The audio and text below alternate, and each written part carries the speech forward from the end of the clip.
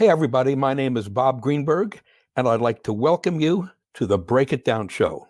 I've been on the show, I'm not even sure how many times, but I would say close to 10 over the years, and I can't imagine a more enjoyable way to spend the few hours than with Pete and John shooting the breeze and talking about the music business and the art of music itself. I'd like to introduce you to our guest. His name is Steve Moretti. He is a percussionist extraordinaire, originally from Pete's own hometown of Benicia, California, but now a resident of Macon, Georgia, where he has managed to create his own orchestra, the Macon Pops. And we must give credit where credit is due. Steve has managed to create a career out of music as a percussionist in a space, in a world where such things are most difficult to do. It's a testament to his talent and his entrepreneurial spirit. If you're interested in my work as a composer and as a teacher, I would suggest you visit my website at robertgreenbergmusic.com or my subscription site at patreon.com/robertgreenbergmusic. And here we go. It's off to the races, my friends. Have a great show and enjoy Pete and John and Steve Moretti. Lions Rock Productions. This is Jay Moore. This is Greg Cruz. This is Bryce Vine. This is Dexter from The Offspring. This is Nathan This is Sebastian Younger. This is Daryl Ames. This is Stuart Copeland. This is Mick Gillette. This is Andy Summers. This is Dr. Bob Greenberg. This is Gabby Reese. This is Rob Bell. Hey, this is John Leon Guerrero. Hey, and this is Pete A. Turner. Hey, everybody, this is Steve Moretti, and you're listening to Break It Down Show. Wow, I'm really happy to be here. All right. Well, we're really happy to have you. For our listeners, Steve Moretti is a world-class drummer who is originally from Pete's hometown and my new adopted hometown of Benicia, California. He now lives in Macon, Georgia, but he plays all around the world with a bevy of artists and is doing symphonic drum set work too, which I find fascinating. But you are joining us with Steve for the first time, and we're really, really elated to have you, man. We've had some good drummers on the show. I'm happy to report. Yeah, I'm sure. But boy, you're taking the cake. So let's see. And I'm sure that some of the drummers we've had on the show before, it seems like you probably have crossed paths at least with artists that you work together mutually or whatever. But where did it all begin? You grew up in Benicia. I didn't know you when you were here, but Pete did. Yeah. Is that true, Pete? Well, he was a younger dude, so I knew he existed, and I knew his older brother, Vinny, but it wasn't that I didn't know him. It's just, we had no reason to know each other really, Right. Okay. Right. Yeah. So I guess where it all began, well, my brother, who's 6 years older than me, got a drum set for his 10th birthday. So before we moved to Benicia, we lived in New Jersey, which is where I was born. So he got a drum set for his birthday. And I remember just watching him play all day. And the next morning I woke up and started playing what he was playing. And my mom thought it was him. And it was me. So it just kind of started from there. And then the great thing about Benicia is there were really good, schools. The Benicia Middle School and the high school had really good music programs. So I was fortunate to Miss Kuklis and Mr. Williams were very instrumental. Yes, the pun intended, instrumental into the development of me as a musician. I don't think I would be as good of a musician as I am without them pushing me. So I'm very grateful for that. That's great to hear, but it doesn't stop there. What happened next? I mean, you don't go from there to world class in one quick leap. So what else were you doing? Well, so at that point, and then I was starting to play and do a lot of different things. And the one thing I loved about the music programs is I was able to stretch myself musically and perform in a variety of musical situations, right? So we had jazz band, we had symphonic band, we had marching band. And of course, I was playing to a variety of different types of CDs and recordings. And then I went on to college. I got my undergraduate degree from the University of Redlands, which is east of LA. And again, that was another wonderful opportunity where I was able to spread and stretch my wings as a musician. And I was involved in a plethora of musical situations and got into the studio world recording. And then I went back up to the Bay Area. I got my master's at Cal State Hayward. Dave Eshelman was the jazz director there. And in like my halfway through my graduate studies, I won an audition actually that changed my career. I was gigging around the Bay Area and teaching and doing some different things, but it was an audition that Concord Records, which at the time was based in Concord. Yeah. They are now in LA or Beverly Hills, but so they were looking for a band that would eventually become Rosemary Clooney's band. And for those of you who don't know Rosemary Clooney, her nephew is kind of a dude who's pretty popular by the name of George Clooney. And Boy, how the tables have turned. Right. Rosemary Clooney, of course, was in the White Christmas famous movie with Bing Crosby, but she was an amazing jazz singer. So I was her drummer for the last 4 or 5 years of her life. And so that band had its own project, and then we became Rosemary Clooney's band, among other people. And then you mentioned the symphonic drumming, which was not on my radar.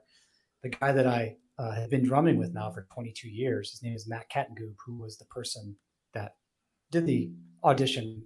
For those of you in the music industry, we played Matt Kattengoob charts in high school and college. His big band charts were, if you had a good band, you could hang with his charts because he wrote some really difficult stuff. So it was kind of neat to get to work with him. And then he was also a symphonic pops conductor.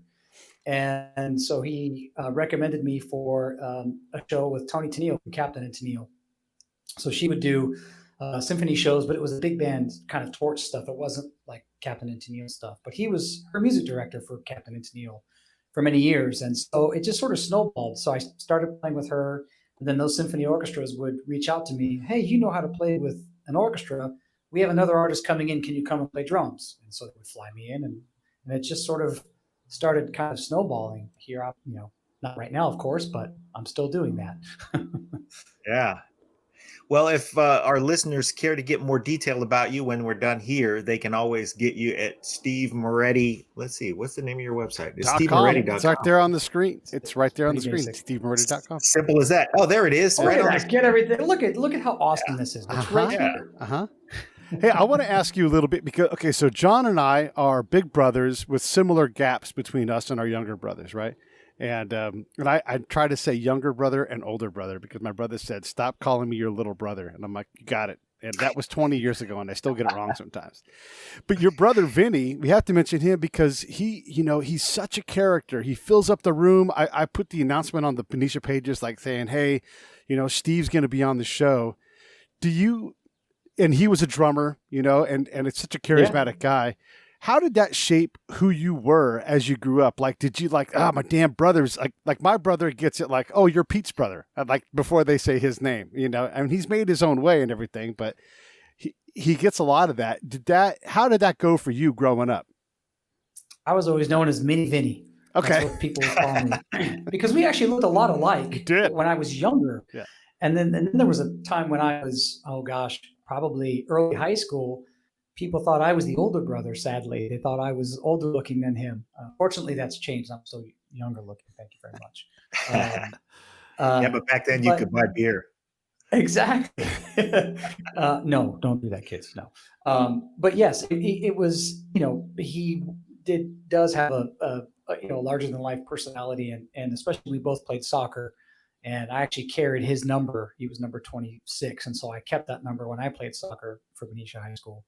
And, but, in musically, we kind of went our own paths. He didn't pursue it necessarily for a career. He's a very successful entrepreneur and he had several businesses, including the Benicia Home Improvement, which was one of his early businesses.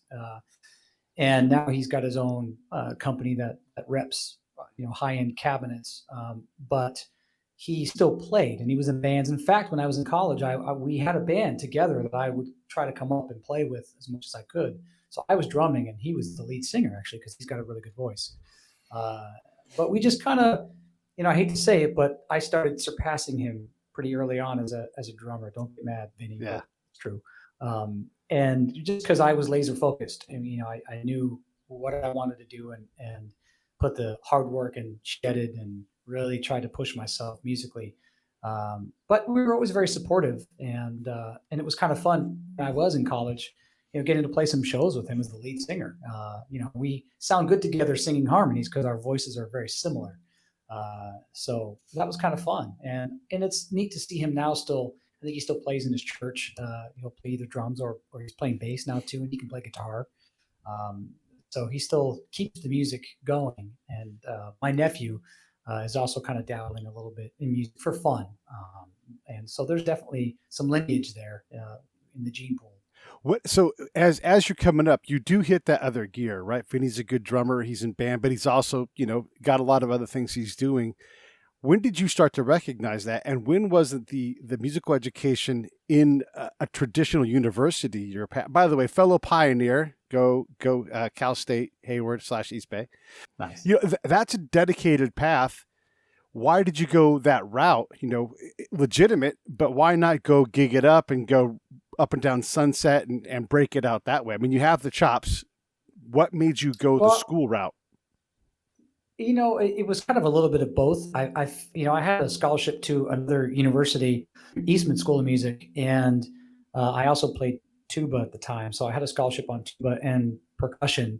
But when I went to Eastman at the time, I couldn't take jazz as an undergraduate, and that was kind of a deterrent for me. And my mom, long story short about Redlands, I got introduced to Redlands. I'd never heard of them before, but when I was playing timpani in the California State Honor Orchestra, they sort of courted me, and my mom said one day, let's just fly down and check it out.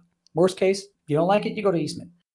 And I remember just falling in love. And then the wheels started turning about, I'm close to LA. There's a lot of opportunities here. So, it'll give me a chance to hone in on my craft and continue to get better and get more versatile. I always knew that being versatile as any rhythm section player, you're going to open up more opportunities for revenue. And I knew I didn't want to be an orchestral musician at that time. Like I didn't want to be a symphonic musician. I still loved classical music and wanted to still sub and perform and do that. But I knew drum set was where I wanted to stay focused. And so early on, I did get opportunities to gig in LA. In fact, my second semester of my freshman year, there was a gentleman who was an amazing trumpet player. His name is Jack Poster. And he was in his 40s at the time, came back to Redlands to get his degrees. And he's since went on and got a doctorate. And but he was like one of these top lead players in Las Vegas. And one of these guys that can play in the stratosphere all night long and get tired. And he was playing with a band, a big band in Pasadena called the Ashley Williams Orchestra. And I remember he recommended me to play with them. And it was one of these gigs where you show up. I was by far the youngest person on stage. And the book was about this thick. Wow. And it was one of these things where, okay, number 362, pull it up. 1, 2, 1, sight read. Holy crap. And it was just like, oh, sorry. I must have done something there. It was like one of these things. I got excited. It's one of these things that was like your feet are to the fire right away. That opportunity, being exposed to something like that with such high quality people really ups your game. And it forced me to, test my skill. And so I was very lucky to have some of those opportunities. And then, recommendations that kind of kept coming in from there, for other studio work and other opportunities. So it was kind of the best of both worlds.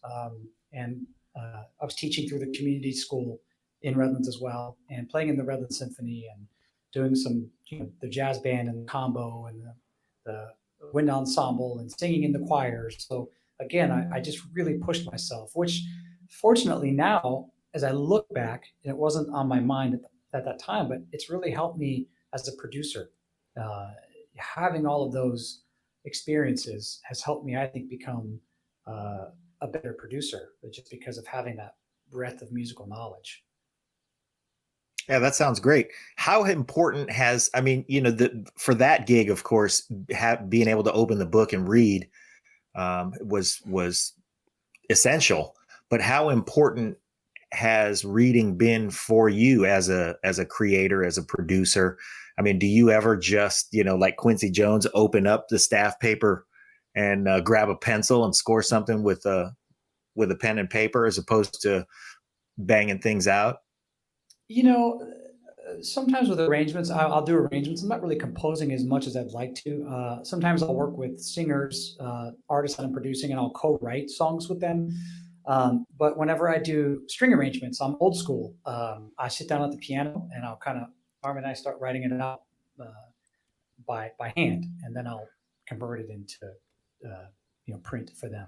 But the reading was paramount, because today when I show up to a symphony gig, when I'm playing a pop show, 99.9% of the times I've never seen the charts, so I'm reading them at rehearsal.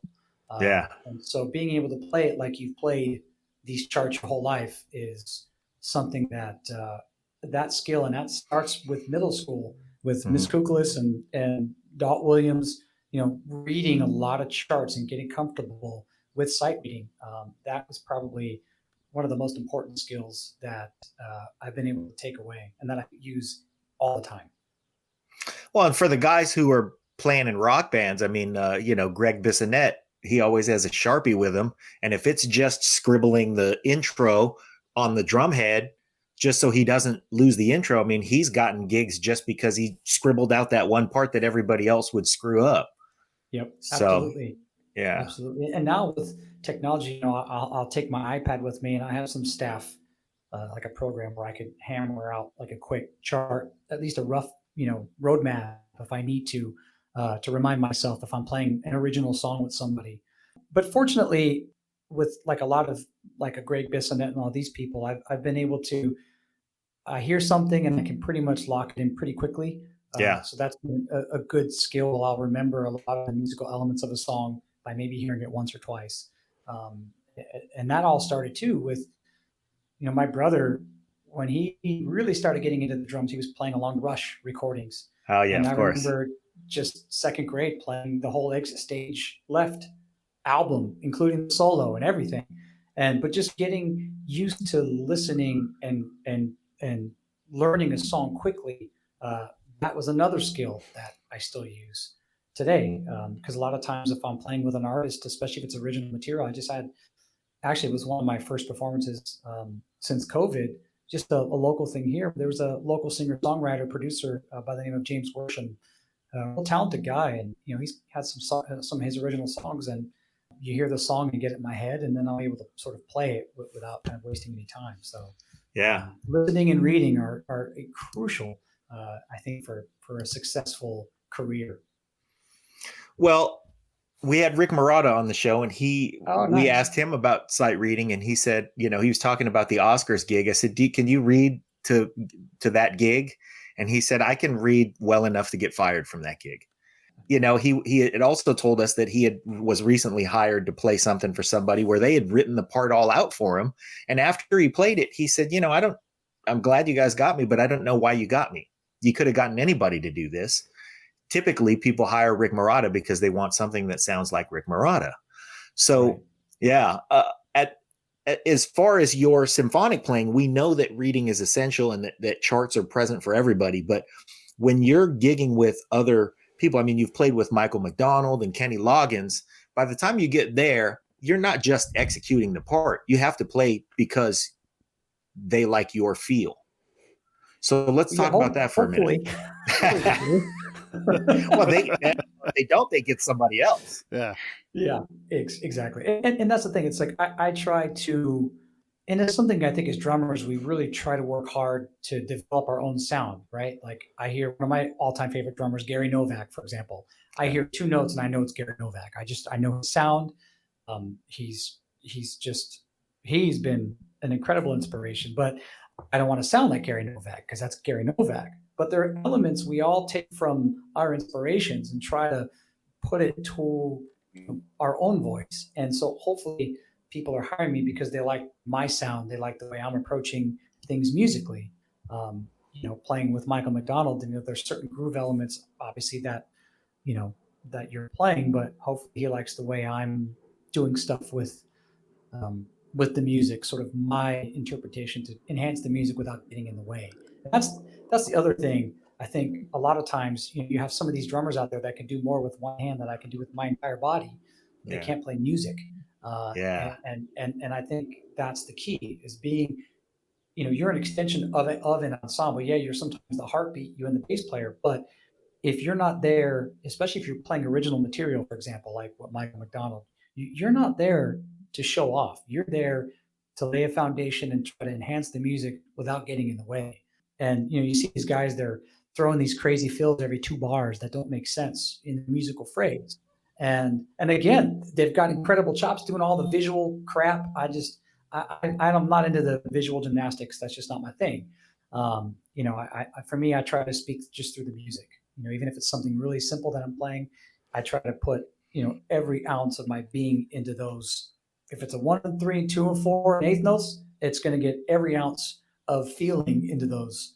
And that was kind of the cool thing with Michael McDonald, because he was probably 4 feet from me, with his at the piano, and I remember when he counted off, I keep forgetting, and it was a little kind of slower, but it just had the nastiest, greasiest feel, and it was just one of these things like, how could you not just slop yourself up in all that grease? And then just hearing him play, it was such an inspiration, because I could feel what he was doing, the way he was kicking it off, and it was like, all right, this is where we are. We're going in.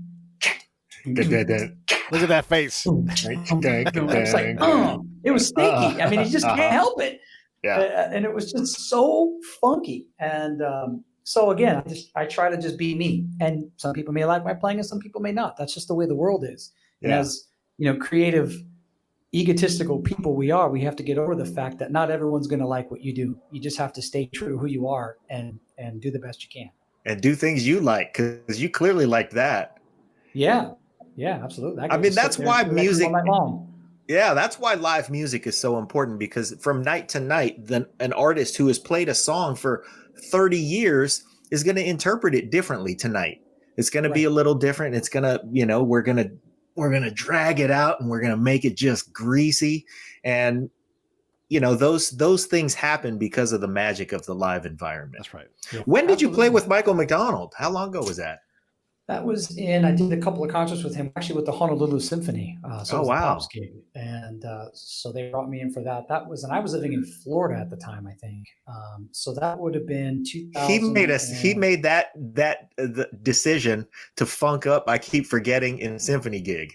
Oh man, it was so amazing. Magic. Yeah. Magic. And then, and then I remember, we had actually 2 days of rehearsal, which is kind of a luxury, because normally it's a single rehearsal. And so I was working on my mix, with my in-ears. And I remember, so I had 2 full days to just dial everything in. And I had some nice reverb on his voice. It sounded like a record in my head. And I remember this one song, it was just him and strings. And I just remember sitting there, closing my eyes. I'm like, I have Michael McDonald in my head, and he's right there. And it was like his voice just in my brain. And it was one of the most incredible experiences that I've ever had musically. Just his voice, just live. It's ridiculous. He's an amazing man. Really. Yeah. I want to talk about Michael McDonald, but I also want to go back for a second too and talk about, you call yourself a percussionist, which I guess technically all drummers are, but you're a drummer and percussionist. You're playing the timpani, you're playing in jazz ensembles, you played in bands. I mean, you're not a slave to any one particular thing. Is that at your level, like a professional drummer who's always going to have work, is that common or is that by design for you because you like to do a lot of different things?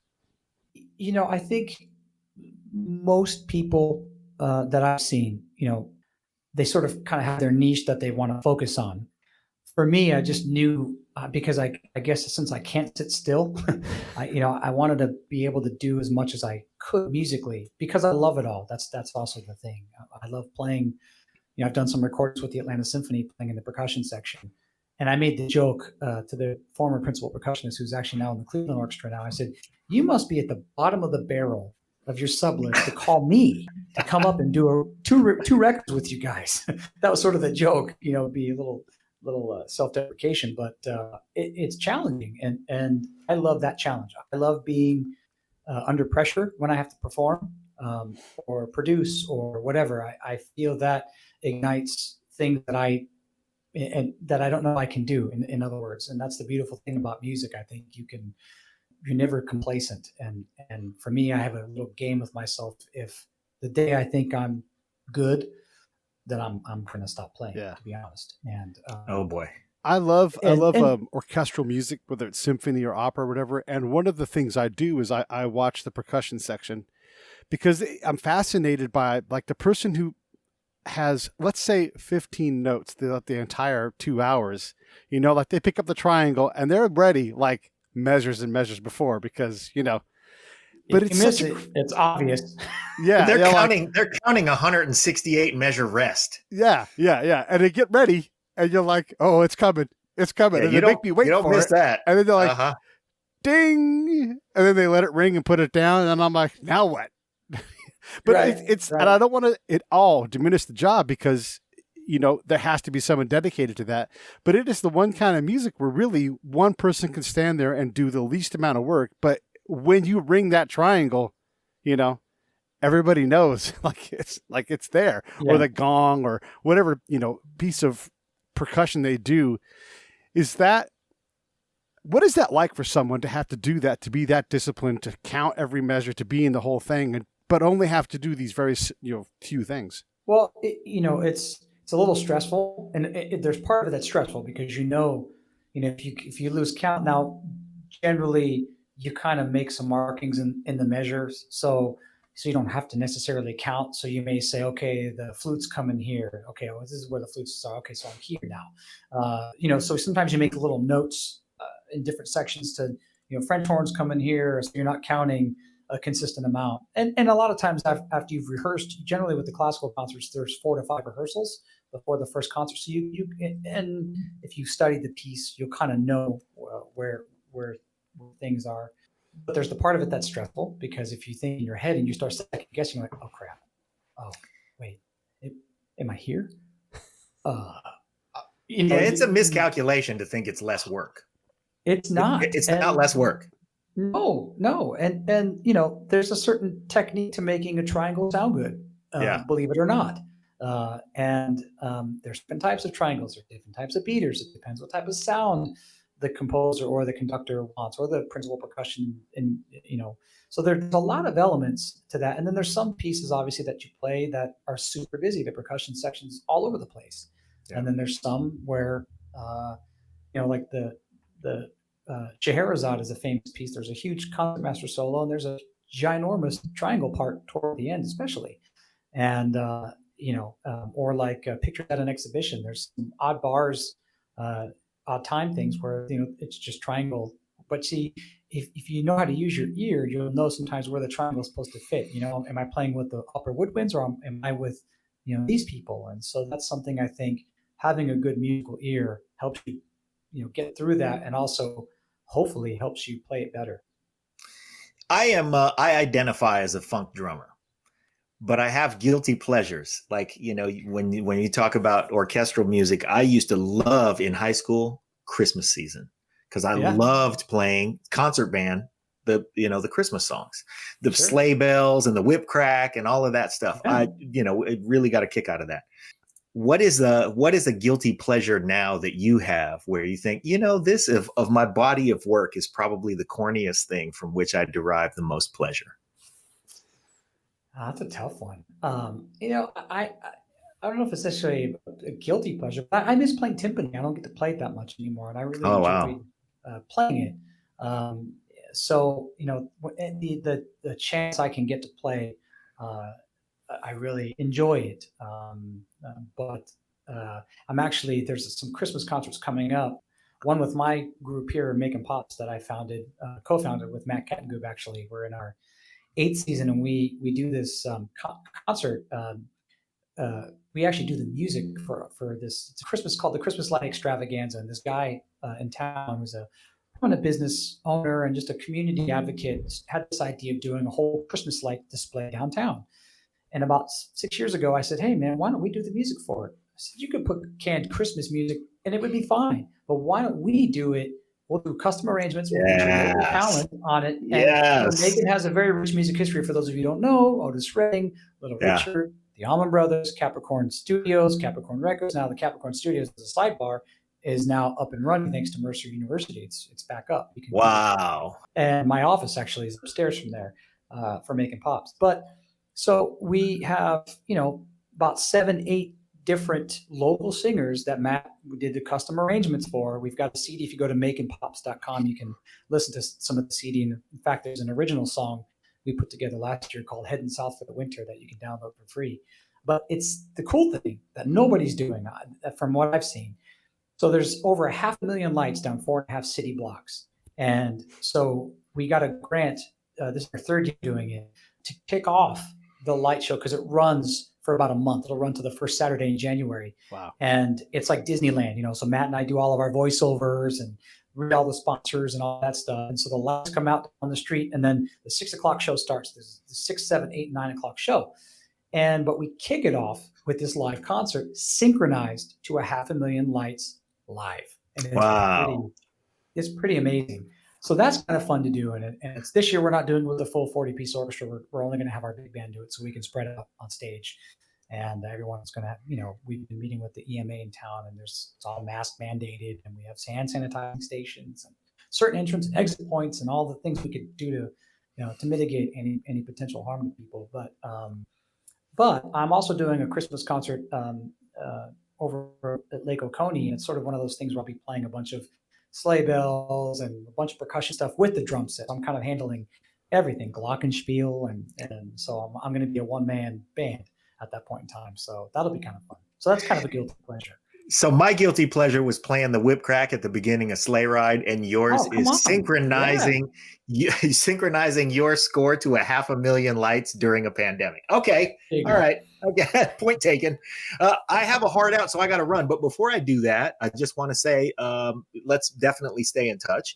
And this is really, really awesome, man. I want our listeners to go find on Steve's website, The Drum Rider.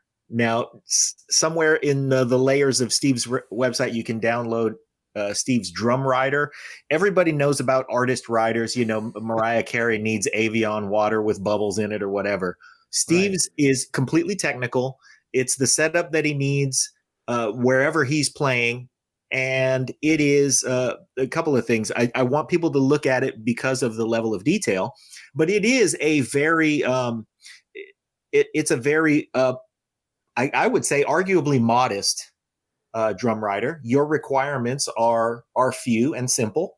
But I would like for our readers our listeners to go check it out, because this is just one of those pro level things that exists, and everybody's got one. Yours just happens to be on your website. So everybody should go find it, check it out, look at the list. It's great. And it says a lot about you that you don't need much to rock the house. Well, thank you. Depending on who it is, I'm going to send a separate. Golly, sorry about that.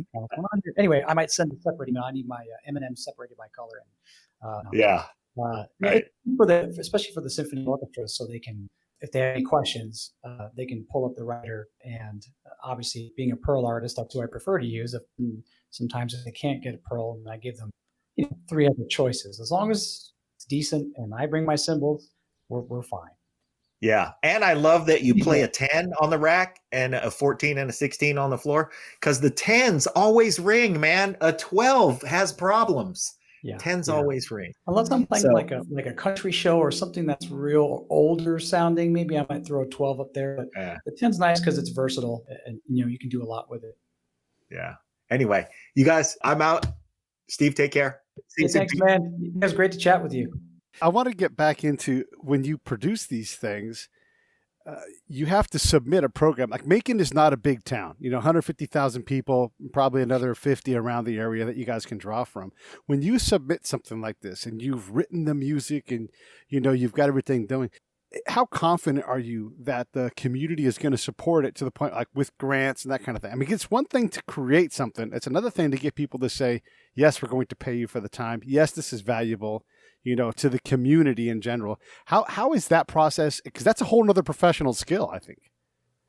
It is, and it's a nonprofit organization, so that's a whole other. If you told me 15 years ago I'd be running my own nonprofit, I'd say you couldn't pay me enough, and I don't get paid really to run it. So there you go. Yeah. But it's one of the most rewarding things I've ever done, and I couldn't be more proud of the product that we put out there. Our concerts, our slogan is "Macon Pops" is not just a concert; it's an event.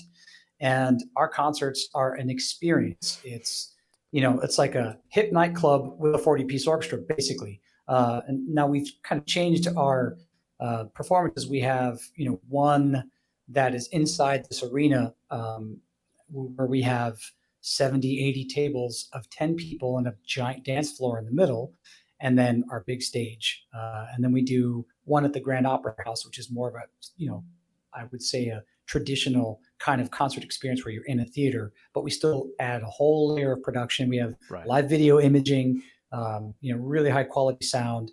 And of course, the shows that we do, the arrangements are, we've done everything from celebrating the music of James Bond to, R&B, hip hop, gospel, soul show. We've done country. We did a whole Macon Pops that goes back to our roots, and we celebrated Macon's music heritage. So it's a whole Southern rock thing. And these are shows that are handcrafted, and it's because of Matt's musical genius that we can do this.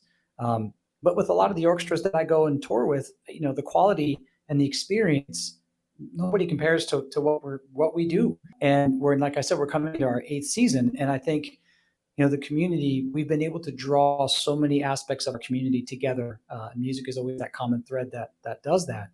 I think we've been able to garner that support. We have corporate sponsors, individual patrons, and then we have some grants. Grants are like the icing on the cake because they take some time. You apply for a grant, and then you've got about a 6-month waiting period to see whether you get it or not. So I don't depend on grants for my budget. And that's the other thing. When you're running a nonprofit, you've got all that whole business aspect to deal with. And that's a separate conversation. But being around the symphony world, and my wife, who's in the orchestra business for many, many, many years as a concertmaster, I know how nonprofits work. And I've started a couple of nonprofits in the past that I've handed off to people. Actually, one is still going in Oregon called, what is it called? Oh my gosh. Summer. It's a summer music. Golly, I can't remember the name. Anyway, it's still going, but it's a whole other ball of wax. But I think because of the audience, like you mentioned, we're about 100, Macon itself is maybe about 120, 130,000 people. So we average, when we've crunched the numbers, about 11 to 100 people a concert. That's our average. And that's pretty darn good. That's pretty for good. a local town. Now, which we're not going to have this year, but last year at the Christmas show, it 25,000 people down the street. It was crazy. Oh man, that's incredible. We were joking. It felt like a Hallmark movie, It's like it just looked like it.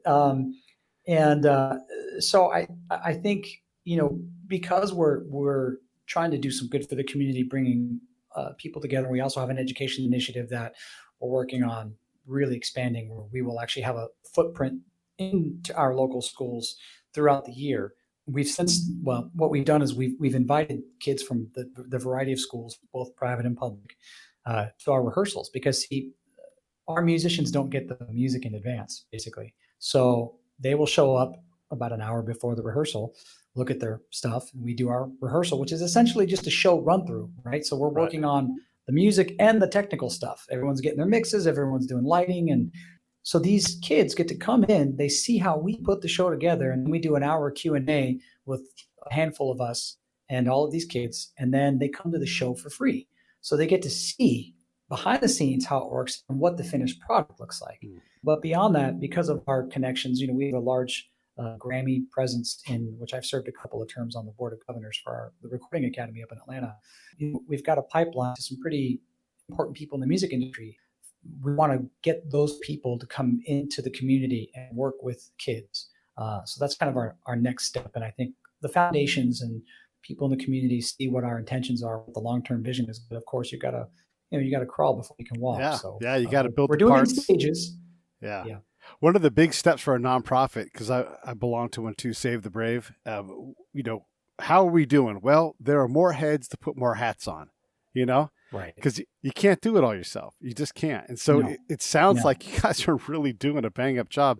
And just to illustrate this a little bit, Macon is not the capital of Georgia. It's nowhere near the size of Atlanta. And you guys have a robust, at least in terms of what you're describing, that is a robust, marketplace. You're competing with a lot of places. And again, your metro area is not that big. How rare is it to be this productive and this influential? To draw 25,000 people, you go to I mean, maybe Hartford, Connecticut, which is the capital, that town is a third the size of where you guys are. Right. You know, there's no way Yeah. they're driving 25,000 people to a pop show or whatever.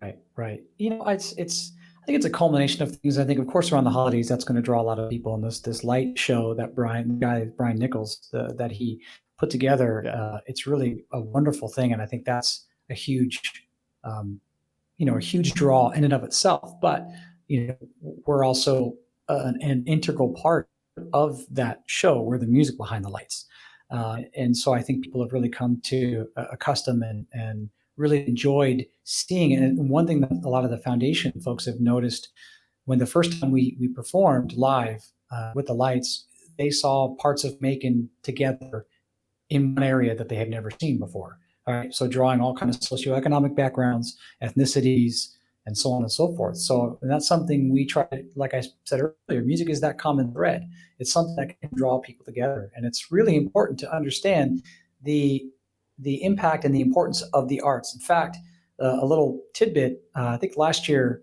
there was a number that was circulated within our arena through the Recording Academy, something along the effect that the entertainment industry, arts and entertainment, is a $400 billion a year business. Wow. Higher than agriculture. Yeah. Think about that. That's crazy. Okay. So that's how much music and the arts. That's why it's imperative. And arts are an economic engine in communities, because if you think about a symphony orchestra, for example, you've got roughly an average of 65 to 85 full-time musicians. Right. So there's taxes. You've got people patronizing the concerts. So you've got hundreds of people coming to concerts all the time. You've got staff that work at those venues. There's a whole trickle-down effect.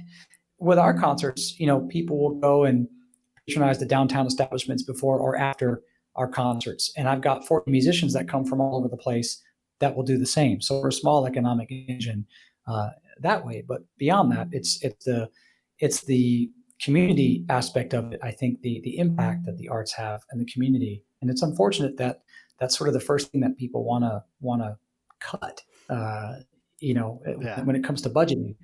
That's a whole other topic. But so it's when you're asking the question, it's really knowing I know where every penny is with our organization. And I'm very fortunate that we have a wonderful board. I've got a great board chair who's been really instrumental in getting new sponsors, getting people excited about what we do and buying in, because for companies, it's a win-win for them, because they can bring some of their clients. Everyone has a great time. If they're working on some new deals, they close a deal, we get their sponsorship money, and it's a win-win. It's Macon is, to me, I find Macon is a land of opportunities. My wife, who is the director of the Robert McDuffie Center for Strings, which is what brought us to Macon 15 years ago, she's got an incredible chamber music series that she brings in world-class classical artists from all over the place. I mean, these are people you'd be spending $75, $100 to go and see in New York easily. And they work with her students, master classes and such. So, Macon's got a wonderful local music scene in terms of there's a lot of talented people. And that's what we wanted to showcase with this whole Christmas thing. And we've also made it part of our mission that throughout our season, we always feature local talent on a concert or two throughout the season. Because it's important since we have a pretty good platform now, a lot of these, and I remember I've had people come up to me like, I didn't know this person was in town. It's like, well, go down and support them at the local restaurant or coffee shop. That's what it's going to take. So people don't feel like they have to leave Macon. We're trying to bring Macon back to a music town now. Everyone's sort of focused on the history that we have, and it's a wonderful bit of history, and we need to honor that. But I feel like, hopefully Macon Pops, as we turn over that new chapter in that history book, we can be kind of the catalyst that is really propelling. And now we've got Capricorn Studios back open. So, we're trying to put all the elements in place for someone to have a successful music career being in Macon. So they can perform locally, they can record locally, and then they can, work with us, on a larger scale performance. When you build something like this, in Macon or Benicia or whatever it's going to be, you have a small town feel for these things. You're right. Like, there are musicians out all the time, and they want to play, one, because they love to play, two, like they want to entertain a crowd. That's part of the reason why they're in it.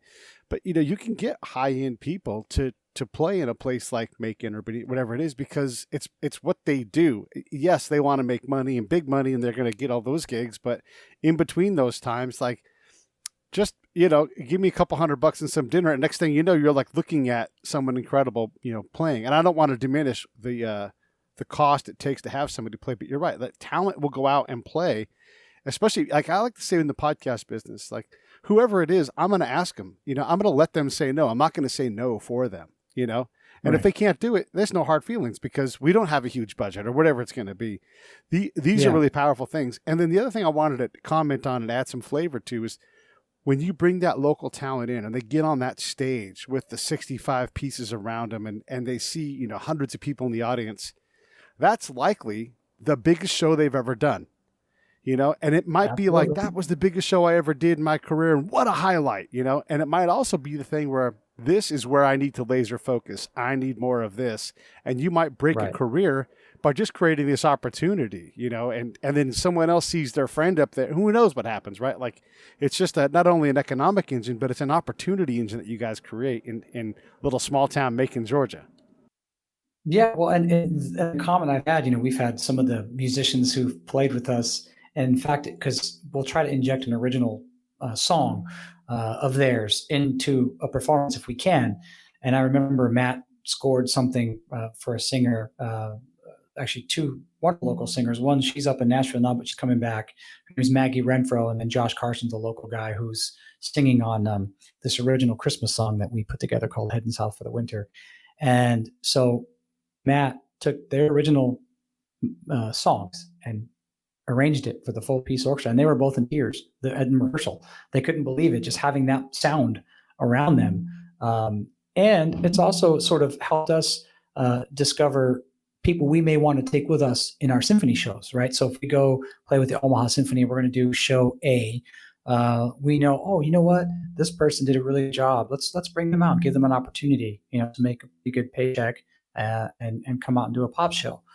So we're all about that too, being able to, to provide opportunities for people, because that's what it is. If we have a path to help someone's career, then, we should be, that's what it's about. You should be able to open up opportunities, because we all had opportunities open up for us. So it's paying it forward. Yeah, you pay that forward and also pay it back a little bit. It's like, I had so many opportunities. Let me give back to this community, Yeah. and do this work for free, like, Right. And that's why this Christmas concert for free, it cost a ton of money to put on, yeah, and we do have some sponsors to offset some of that. But, I've had to sort of try to build it a little bit into my budget, which is, it's challenging, yeah. but we want to keep it free for the community. It's important for that. Give us some insight on this. I mean, look, you have, there's two ways I want you to approach this: personally, and then as an advisor to people who don't know this industry like you do. You are very successful. You're accomplished. You're sponsored and all these things. But largely, to most people, if I said, oh, Steve Moretti is going to be on the show, if you're not from Benicia or Macon, they may not even know who you are. And yet you have Right. this, you've had this long career. It's going great. So do you worry about, like, are you still trying to ascend to a bigger thing? Do you care if you're known nationally? And then the other thing is for that parent or for that kid who's like, you can't make money in music, talk a little bit about that, because you've taken a path that is, we know, like one path, like get in a rock band, rock your balls off, make $1 zillion, go to rehab, repeat, that kind of thing. But there are so many other paths in music. I mean, you can literally go become a professor and teach timpani specifically at Right. some school, so And talk steady a little money bit and about salary and benefits and all that. So yeah, Yes. Yeah. For me, it was never, I never really was of the mindset that I want to be famous. That just wasn't my thing. I wanted to just be able to pay my bills playing music. That was what was most important to me. If I can sustain a career, of course, I still have aspirations. I still want to continue to grow as a musician. I still would love to, have some larger opportunities. And I've been able to do some TV and some film stuff. And you mentioned the Oscars. I got to play for the Cinematographers Guild award show which was at the Dolby Theater up in the ballroom. And it was one of those things too, where we were sight reading at rehearsal. And it was, just having those kind of opportunities. Sure, I'd love to go on the road with John Mayer sometime, or whomever. I mean, there's, I still have goals, and I think that's what still keeps you going forward. But I always tell people that whatever instrument you play, you want to try to be as versatile stylistically as possible, because again, that opens up different revenue streams, right? So if I know I'm going to go sub with a symphony orchestra this week, I've got normally the way that my schedule books out about 2 years, and things have obviously been quite different since the pandemic. Yeah. But typically I would have about 2 years out of my anchor dates. So I know, okay, and I try to fill in between. So whether it's Macon Pops in between and some studio work, some production, or maybe go sub with the Atlanta Symphony or whatnot. I mean, you try to fill in those gaps, but I can't emphasize enough, being versatile and doing some teaching. When I was at Hayward, I had 10 students a month, and that paid my rent. Yeah. And I was gigging, a lot in San Francisco and in the East Bay and Black Diamond Brewery before it went away. I used to play there 3 days a month. And I played at Enrico's. I played at the Black Cat Blue Bar. I had a steady gig there. So I was making some decent money as a musician, just gigging it, around the Bay Area. But I knew I wanted to try to get on bigger stages in terms of just, larger, more prominent and opportunities musically.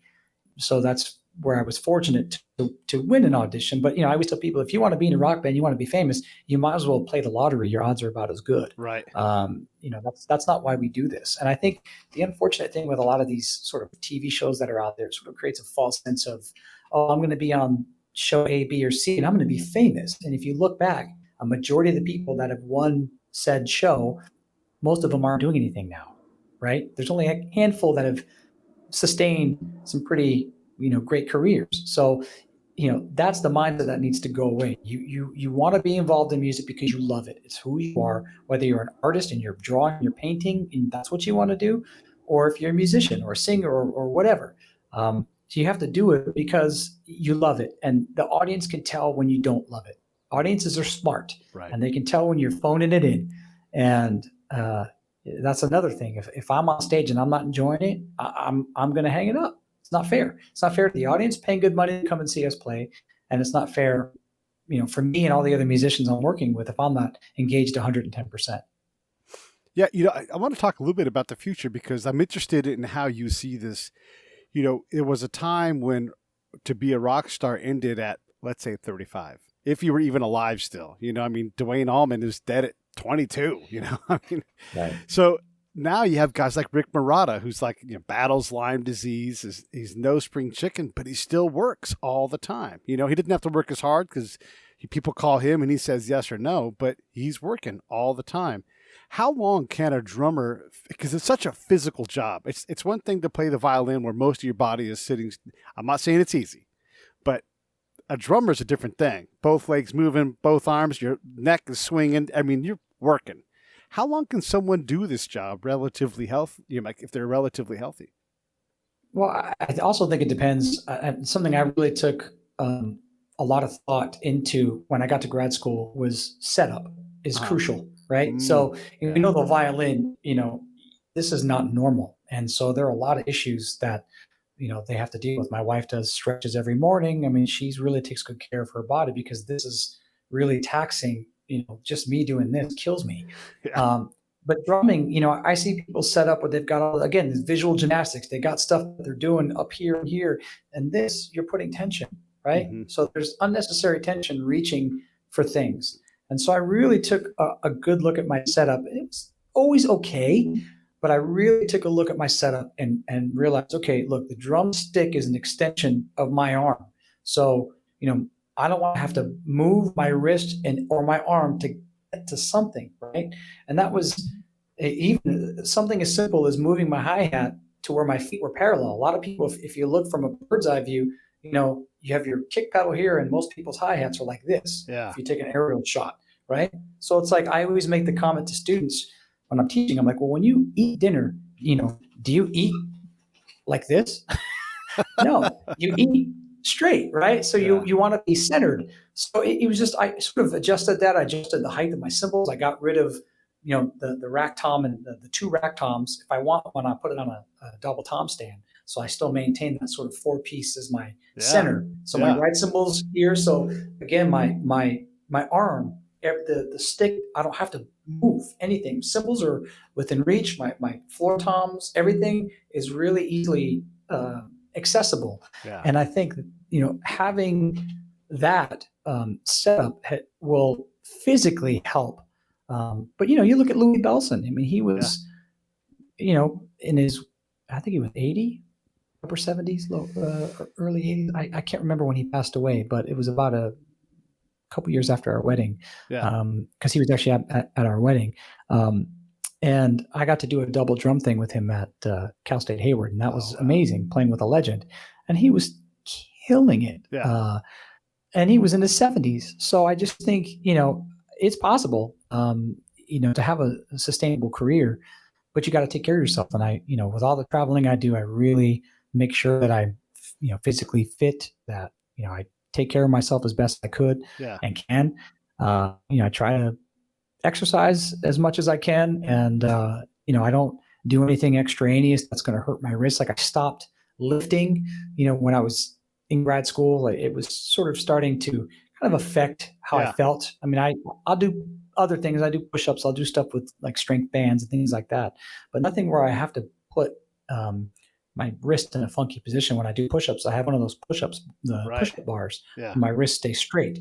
So you're still building strength, because we all know when you're in your, I'm going to be 47 in March. So we all know when you're in our 40s, the muscle mass starts to decline, and, you still need muscle to function.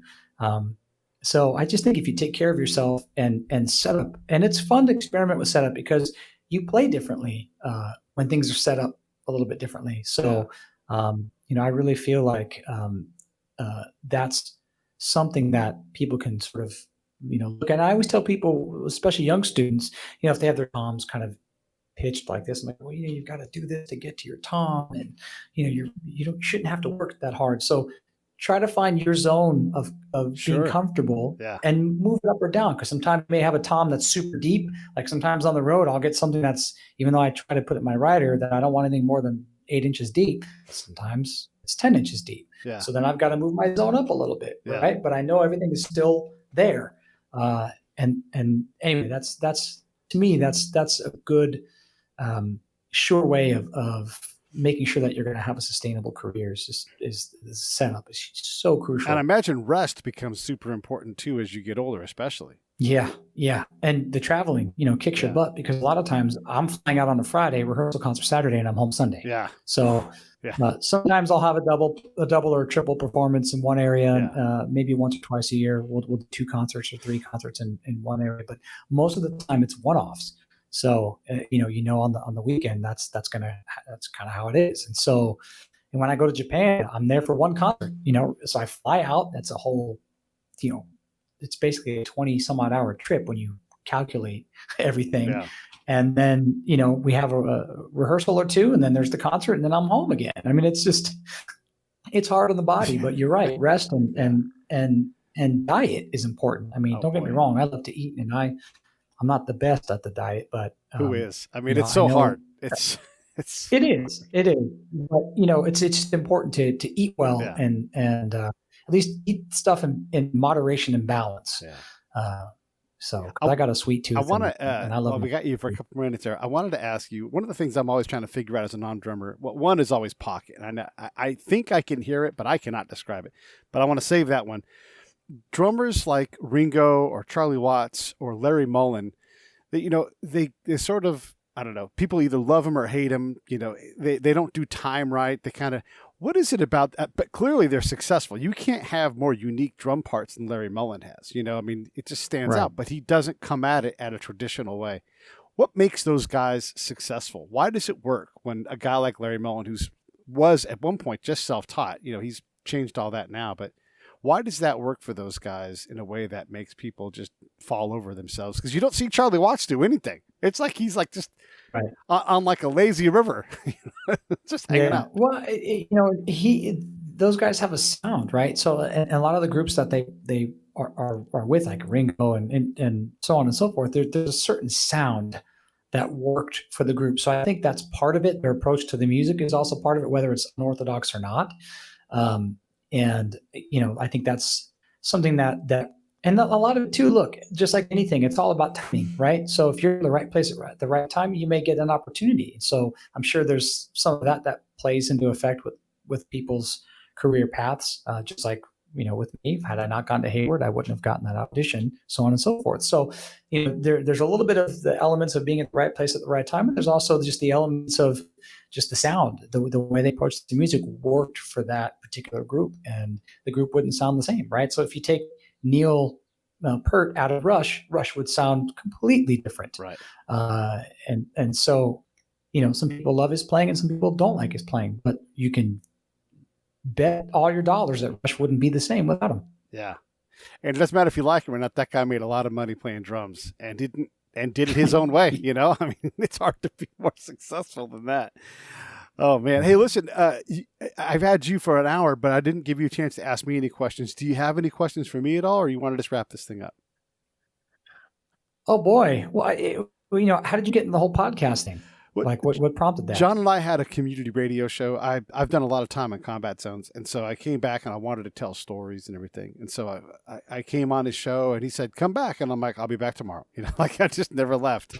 And so it grew from there. And because John was a drummer, we focused a lot on drummers, and so that became. And I'm a musical person. I'm probably a failed musician. It just like your brother, I had a lot of opportunities to do a lot of things, and music just could never quite win. But I play the guitar a little bit, and I play the harmonica a little bit, but I know a lot about music in general across a lot of genres. So it was an opportunity to meet these people that do these things that we love, and it's been such a treasure. I mean, talking to you or talking to Slim Jim Phantom, from the Stray Cats. I mean, you hear these incredible stories from people that you wouldn't otherwise meet. Like if someone writes a great book, I just get to email them and say, "Hey, would you come on the show? I love your book." I mean, how incredible is it to have the author come on your show and have these conversations? So it's such a blessing. I love it.